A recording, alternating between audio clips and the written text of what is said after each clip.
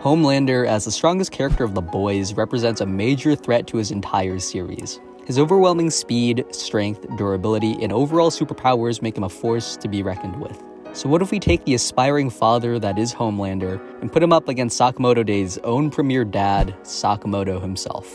As I always do with these videos, I'll be taking a look at each character's speed, durability, strength, hacks, and intelligence to determine a winner, beginning with Homelander's speed. In terms of straight movement speed, Homelander has been shown to be able to casually exceed Mach 1 through flight. If you take his statement about seeing New York from space as concrete, then at best we can say that he can fly at Mach 30. One of his recorded speeds when looking for translucent is 1,852 kilometers per hour, which converts to 514 meters per second, which is Mach 1.5. Combat speed-wise, he was able to avoid the bombs which are planted, giving him speeds of anywhere from Mach 10 to Mach 18. This is pretty much the best we can say for Homelander's combat speed, since it's shown fairly regularly that Homelander's actual combat ability isn't really all that great, so he should in no way scale to his Mach 30 flight speed if that's actually how fast he can fly. In terms of durability, Homelander should be around multi-city block level.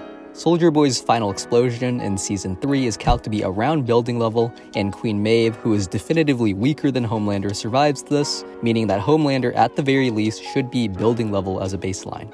Taking into account Homelander's feat of tanking the chemical plant explosion, we can upscale Homelander to be around multi-city block level for durability. Strength is also a similar story, with Homelander being able to overpower Soldier Boy in a 1v1, which once again places his AP at building level on the low end, and at the high end, we can just use Homelander tanking the chemical plant explosion, along with his statement about being able to wipe New York City off the map to mean that he's multi-city block level just like his durability.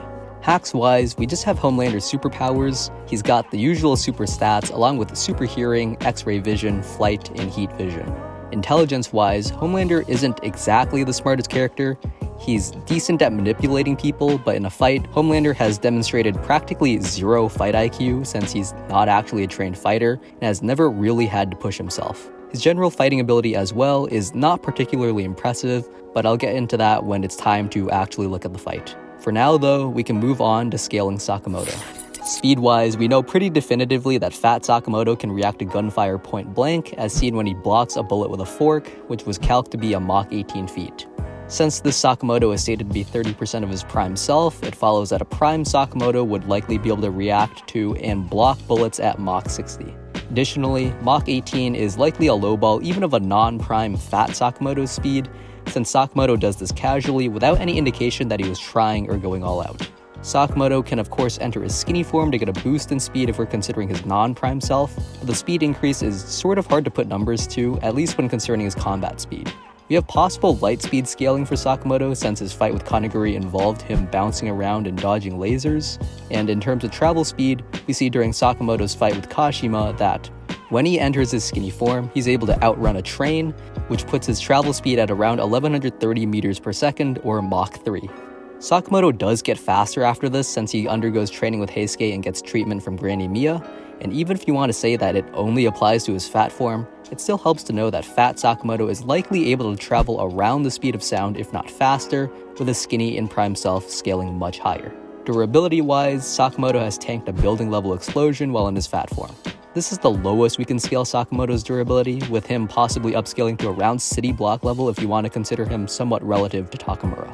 Takamura has a city block level feat, like cutting Tokyo Tower, and while Sakamoto isn't just taking a slash from him without any consequence, he survived 2 slashes from him, with him being able to continue fighting after the first and even remaining conscious enough to begin dragging Nagumo out of the museum after the second. This would mean that Sakamoto should at least be able to take city block level attacks without instantly dying, even if they deal a solid amount of damage. AP-wise, Sakamoto once again scales in the building to city block level for the same reasons. Sakamoto himself doesn't have extreme destructive feats, but his relativity to those in the order should allow him to scale to the likes of Hio, who was causing building levels of damage with his punches, and of course Takamura at the high end with a city block level AP. And while it is a bit contentious to say, you could argue that Prime Sakamoto upscales from Takamura if you think he's stronger, in which case a Prime Sakamoto would have AP above city block level by an unquantifiable degree. Hacks-wise, Sakamoto can sense and emit bloodlust, which gives him a low level of precog. Additionally, he's able to make nearly anything he can get his hands on into a weapon, making him pretty much the most versatile assassin in the world.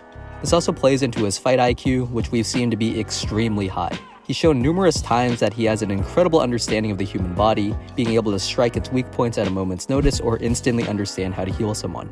He's also just shown solid tactics in a fight, like reflecting Kanaguri's lasers to restrict his movement, wearing down Takamura's katana in order to shoot him, and surprising Gaku by launching him with a plane wing instead of fighting him head-on. With Sakamoto and Homelander having been scaled, let's see how they do in a fight. In terms of just straight striking power and durability, Homelander has the advantage here. His tanking of the chemical plant explosion and his upscaling from the likes of Soldier Boy and Queen Maeve mean that he's likely able to hit Sakamoto with power that's close to, if not higher than a slash from Takamura, which would undoubtedly do a lot of damage. Sakamoto probably isn't getting one shot, but he's not coming out unscathed, and since Sakamoto doesn't have a healing factor, any damage he does take is going to hinder his movement for the rest of the fight. This is, however, assuming two things. The first is that Homelander can hit Sakamoto. The second is that Homelander is going all out from the start of the fight. Both of these things, though, are pretty easily called into question. For one, Homelander has almost never actually been pushed in a fight and has been shown to be incredibly lazy when actually in combat, mostly just using his heat vision, so I find it hard to argue that Homelander would see Sakamoto and instantly decide to go all out on him, especially if Sakamoto is in his fat form. And it's possible that Homelander wouldn't even be able to hit Sakamoto. The best you can scale his combat speed is Mach 18, which is tied with Sakamoto's casual reaction speed without any of the amps or training he gets later on in the series. In a scenario where the Sakamoto we're looking at is the present one in the manga and is actually trying, Homelander is going to have a really tough time landing any attacks on him. Crazily enough, Homelander's actual recorded flight speed is still slower than skinny Sakamoto just running, so he might not even have the advantage in travel speed. Homelander's heat vision likely isn't going to be helping him much either, since the lasers aren't actually light speed and would be incredibly easy for Sakamoto to dodge. Even if you wanted to say that they are light speed, it's been shown that Sakamoto can detect bloodlust from people even if the person emitting the bloodlust isn't aware of it, and in Homelander's case, I think it's fair to say that he would be emitting a lot of bloodlust. This is to say that even if you think the heat vision itself is light speed and you don't think Sakamoto can dodge it, Sakamoto would still have plenty of time to realize it's coming from both Homelander's bloodlust and the fact that his eyes glow and make a sound. On top of this, Sakamoto is just a far smarter and more experienced fighter. Homelander quite literally has next to zero fighting skill, and when he's up against someone who's literally able to use a credit card with the same effectiveness as a knife, it's going to be really tough to argue that he doesn't just break down from being clowned on by Sakamoto. You have Sakamoto, who is just as, if not faster than Homelander, even in just travel speed, with far superior fight IQ and skill up against someone whose sole advantage in their own verse is just the raw stat difference. The only area Homelander holds the advantage here is in AP and durability, and even this isn't that large of a gap. At most, it would just take Sakamoto a while to wear down Homelander, which would just mean that he's going to have to blitz him a few times to properly put him down. At best, Homelander might be able to fly away, which still means he loses the fight since he's running away, and even this might not be possible. We've seen that Sakamoto is able to blow air out of his mouth with enough force to propel him through the air, which means that if Sakamoto can react to Homelander's flight fast enough, he could legitimately launch himself into the air to take Homelander down. All in all, Homelander gets cooked. His AP and durability might be enough to force Sakamoto into his skinny form to get the job done, but the job is getting done regardless. Sakamoto is too fast, too smart, and too versatile of a fighter for Homelander to deal with, and it just goes without saying that a prime Sakamoto would just magnify these differences even more. So yeah, Sakamoto wins, and it isn't really that close.